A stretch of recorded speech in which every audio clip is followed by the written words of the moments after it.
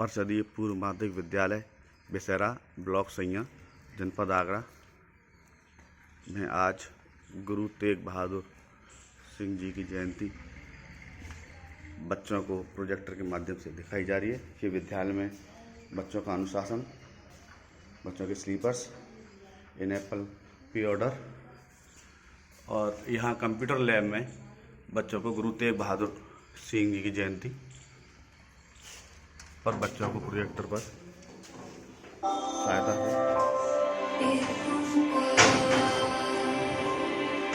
तिलक जंजू राखा प्रभुता का किनो बड़ो कलो महिषा साधन हे दी जिन करी शिशु दिया परो से न उचरी।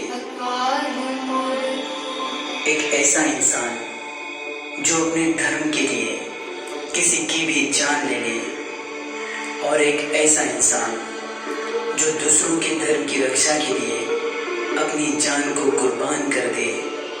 इन दोनों इंसानों ने किसने सच्चे धर्म को समझा।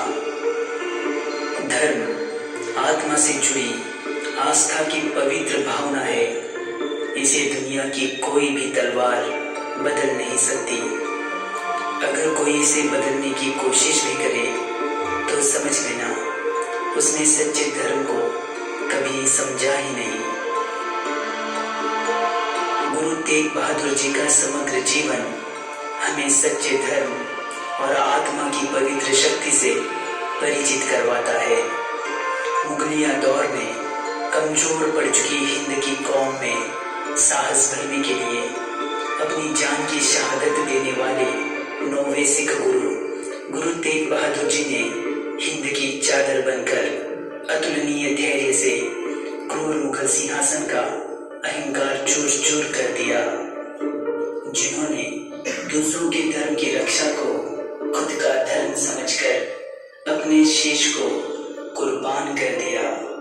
जिन्हें हम धन धन श्री गुरु तेग बहादुर जी साहिब के नाम से जानते हैं। गुरु तेग बहादुर जी का जन्म 1 अप्रैल सन 1621 में अमृतसर में हुआ था।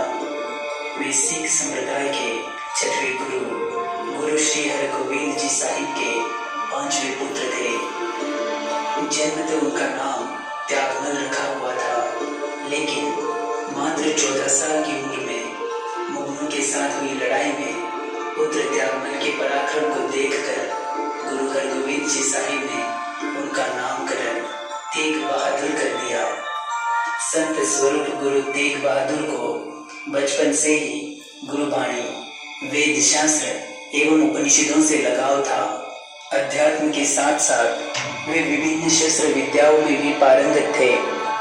सन 1664 के मार्च महीने में 8वें सिख गुरु हरिकृष्ण जी साहिब की अकाल मृत्यु के पश्चात तेग बहादुर जी को सिखों के 9वें गुरु के रूप में गुरुगद्दी सौंप दी गई। गुरु तेग बहादुर साहिब गुरु नानक द्वारा बताए मार्ग पर चलते हुए भारत के विभिन्न स्थलों की यात्रा कर गरीब दुखी घरों के कष्ट दूर करने लगे।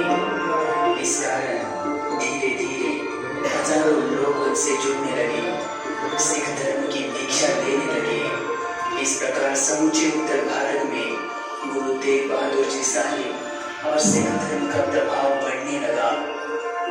इसी दौरान दिल्ली की मुगल सत्ता शाहजहां के हाथों से निकलकर क्रूर और निर्दयी औरंगजेब के हाथ में जा चुकी थी। अपने 3 भाई और 2 भतीजों की हत्या कर औरंगजेब ने बड़ी निर्दयता से सत्ता को अपने कब्जे में कर लिया था। खुद को अब्दुल मुजफ्फर मुइनुद्दीन मोहम्मद औरंगजेब समझकर वो गैर मुस्लिमों को काफिर मानने लगा था। हिंदू तीर्थ यात्राओं पर जजिया कर लाद कर उसने हिंदुओं की धार्मिक भावनाओं को प्रताड़ित करना शुरू कर दिया था। मुस्लिम धर्म से ऊपर कोई धर्म हो ही नहीं सकता, यह मानकर उसने काफिरों को जिंदा रहने का कोई अधिकार नहीं है। अगर उन्हें जिंदा रहना ही है तो दीन को कबूल करना होगा, यह फरमान जारी कर दिया था। उस समय कश्मीर हिंदुओं के विद्वान पंडितों